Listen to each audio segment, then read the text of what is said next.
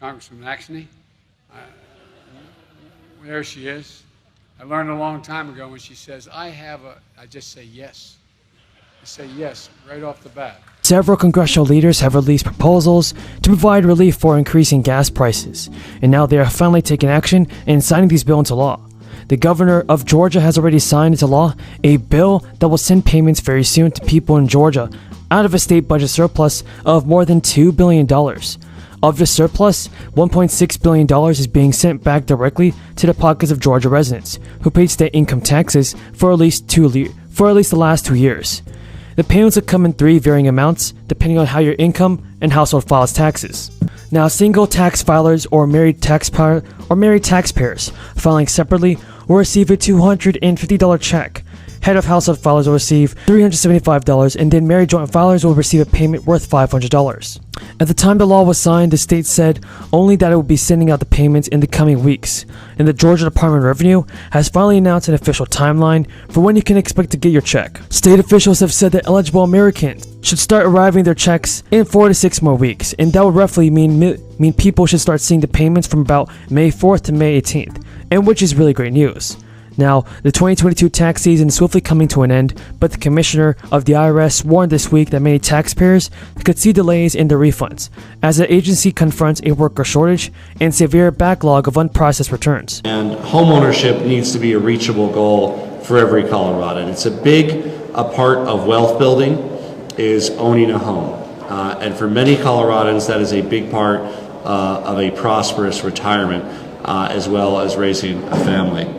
The bipartisan bills that we're launching today aren't just going to invest critical dollars into projects across the state that increase housing supply.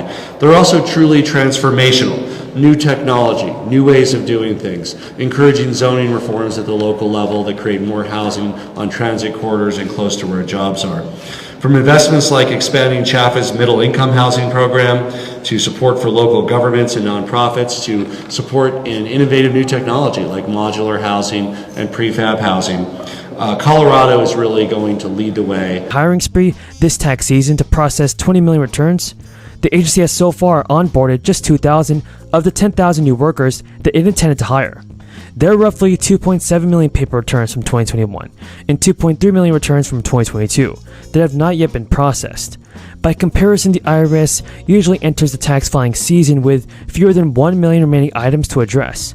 Still, Chuck Rettig noted the IRS has cleared about 90% of the error resolution backlog. As of April 1st, the tax collecting agency has processed more than 89 million returns and issued more than 63 million refunds, worth a collective $204 billion. The average payment so far is worth $3,352, much larger than last year's average of around $2,800, though it may change by the April 18th deadline. There are fresh challenges facing the IRS this year as well. Taxpayers will have to reflect the monthly child tax credit payments and the stimulus checks that they received in 2021 on their returns, further complicating matters and increasing the likelihood of errors and delays in processing returns. West, I think, but all kidding aside, it is a big industry in Delaware. And my state, everybody thinks is an industrial state. It's a very rural state. The largest city outside of the main city of Wilmington, Delaware, is almost 150,000 people, is 20,000 people. It's a rural state. And so we understand about getting the rural communities engaged and being able to make it generally. And all that corn in the silos is from farmers within 60 miles of here. Knowing you have a buyer gives farmers something they don't often have: peace of mind, certitude about where their product can be sold and to get a fair price for it. Second, it creates good paying jobs.